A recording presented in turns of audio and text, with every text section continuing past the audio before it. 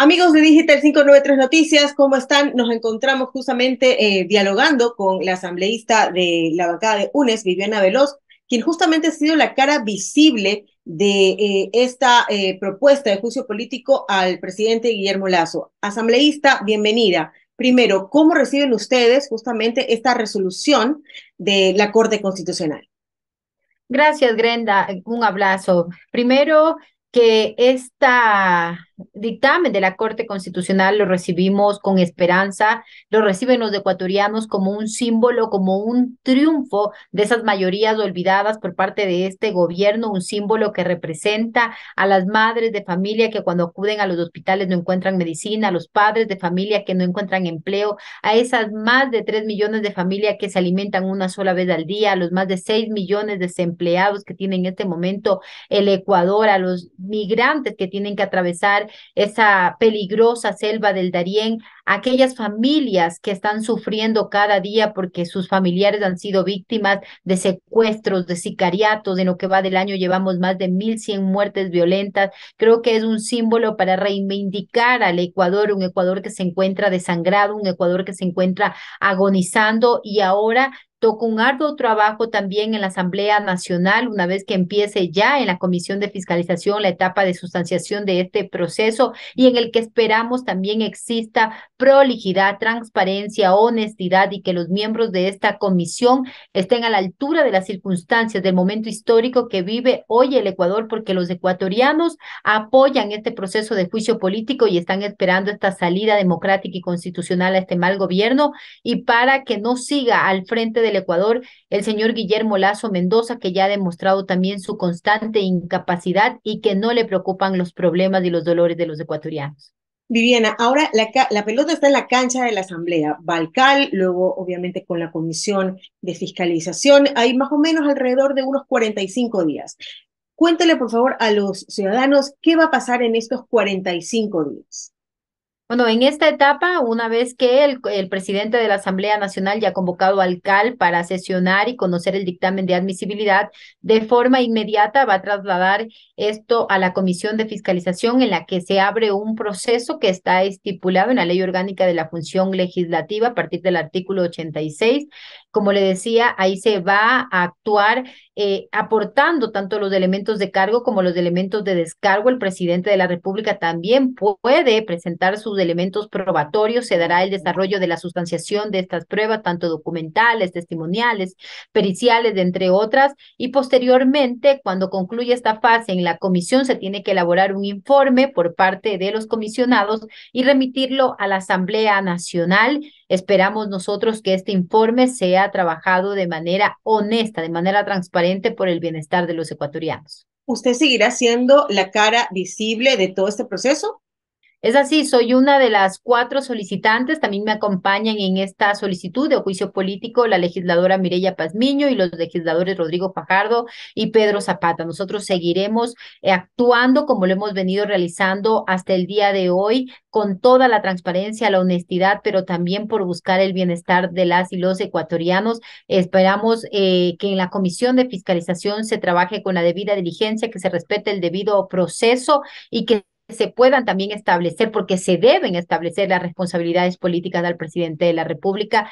Un poco nosotros desconfiamos también de esta comisión. Aprovecho este espacio porque recordemos que quien preside la comisión es alguien que siempre ha intentado sostener al presidente de la República y que existiría incluso un conflicto de intereses. Esperamos que esta vez no ocurra como en anteriores ocasiones y todos los miembros hagan un trabajo por la gente, que no le den la espalda a los ecuatorianos. Los ecuatorianos esperan esta resolución de la Comisión de Fiscalización, pero también esperan que existan más de 92 voluntades para dar paso a la censura y a la destitución del presidente de la República. Eso justamente le iba a consultar, si existían, si había una confirmación ya de estas mínimo 92 voluntades, tomando en cuenta que Pachacutic, a través de su vocero, Darwin Pereira, ha dicho hoy justamente que tienen que ver todavía, que van a analizar, que van a esperar.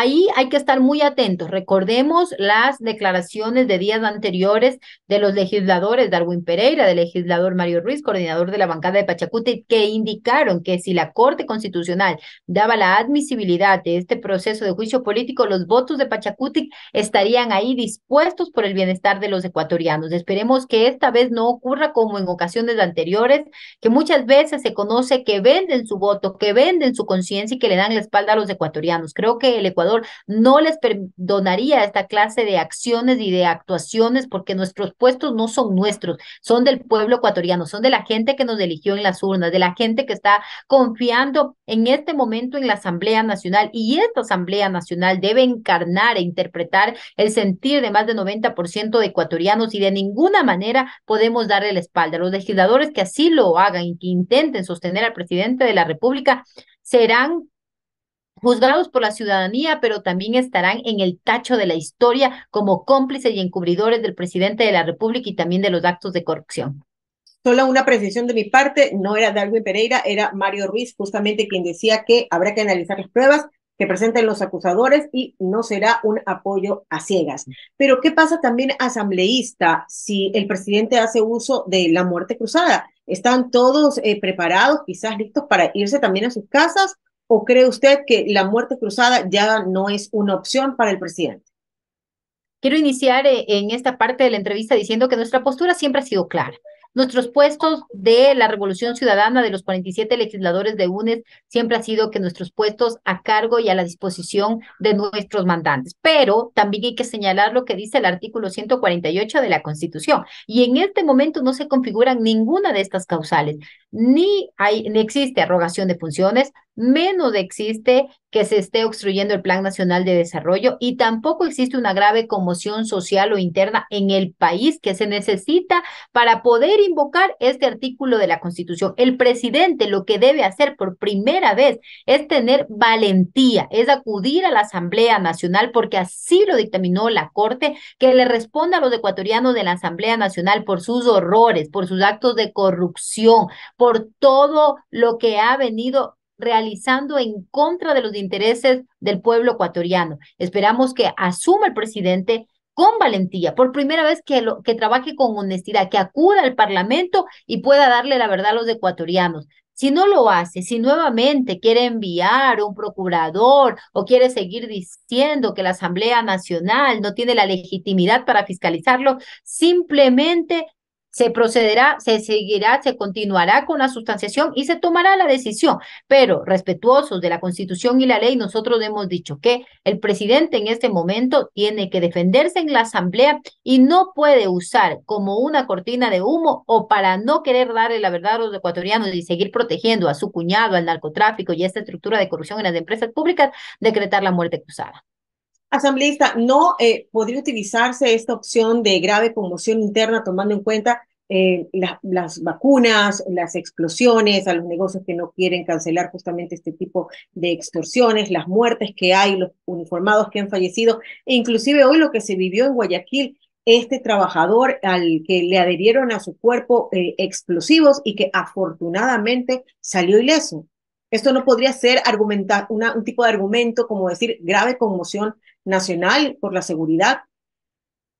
Recordemos que los indicadores de criminalidad han venido incrementando desde el año 2021, 2022, y hoy en lo que va del año tenemos ya de enero a marzo más de 1.100 muertes violentas, pero esto tampoco, pese a la gravedad, lo grave que estamos atravesando, el asesinato de la gerenta del Teodoro Maldonado Carbo, del director o gerente también del Hospital de Esmeraldas, los secuestros a diario, las extorsiones y todo por lo que está atravesando y sufriendo la ciudadanía de nuestro país, tampoco configura aún que existe una grave conmoción interna, por lo que el presidente no puede usar de manera dolosa, de manera vergonzosa, los dolores y los problemas de la gente, todo lo que en este momento se está atravesando, que son precisamente el resultado de su incompetencia, de su inutilidad, de su incapacidad.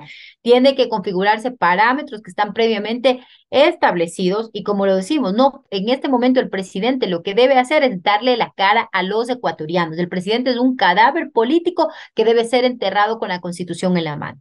El presidente ha dicho que quieren dañar su reputación. Bueno, el presidente dice que quieren dañar su reputación, asesinar su honra. Yo le recuerdo al presidente de la República que ellos han intentado asesinar mi reputación, mi honra, me han perseguido, han querido silenciar mi voz, me han amenazado de muerte. Y hoy el presidente no puede hacerse de ninguna forma víctima de lo que está sucediendo. Estas son consecuencias de sus irresponsabilidades. Presidente Guillermo Lazo, deje de atacarnos, deje de perseguirnos, deje de usar su granja de troles a través de la red de tuiteros democráticos, sus mismos funcionarios, sus mismos ministros, la misma gente afín a ustedes, nos insultan, me atacan, me agreden y he sido víctima de un acribillamiento mediático. Entonces, hay que ser y parecer. Usted no puede exigir algo que usted no le ha dado a los ecuatorianos. Usted no puede exigir algo de lo que nadie le está haciendo víctima a usted, porque aquí decir la verdad y querer luchar contra su corrupción no es que le estén asesinando su reputación. Usted sí tiene que darle la cara a los ecuatorianos, presidente Lazo, y cuando usted dice que va a revelar el prontuario de varios legisladores, empiece revelando el prontuario el suyo y el de todos los que le rodean. Y que asuma el vicepresidente Borrero después de todo este proceso. Así es, y recordemos que después de la censura y la destitución, lo que procede es que asuma el vicepresidente de la República, que como lo he dicho en anteriores ocasiones, tampoco confío en este señor, pero la sucesión constitucional es clara. Quien debe asumir es el vicepresidente de la República. En este caso, esperemos que haya aprendido de las equivocaciones y de los errores que ha cometido Guillermo Lazo Mendoza y que no los vuelva a cometer él cuando asuma la presidencia de la República, porque esta Asamblea Nacional y esta legisladora que ha tenido la valentía para fiscalizar al presidente de la República, lo hará así también con usted, con mano firme, con mano dura, siempre trabajando por el bienestar de la gente. ¿Y qué pasa si luego no nos gusta el accionar del vicepresidente Borrero?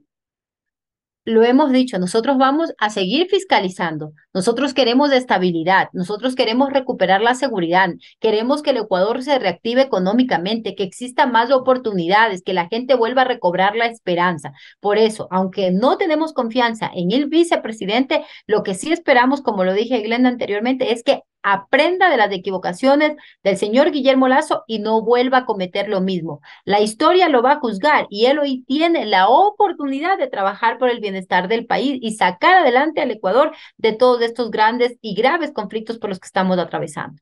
Asambleísta, muchísimas gracias por este espacio, por darme un huequito en su apretada agenda. Sé que hoy estuvieron en el pleno sesionando y la verdad es que tenía un tiempito muy limitado. Muchas gracias por Muchas atender gracias, nuestra Glenn. solicitud.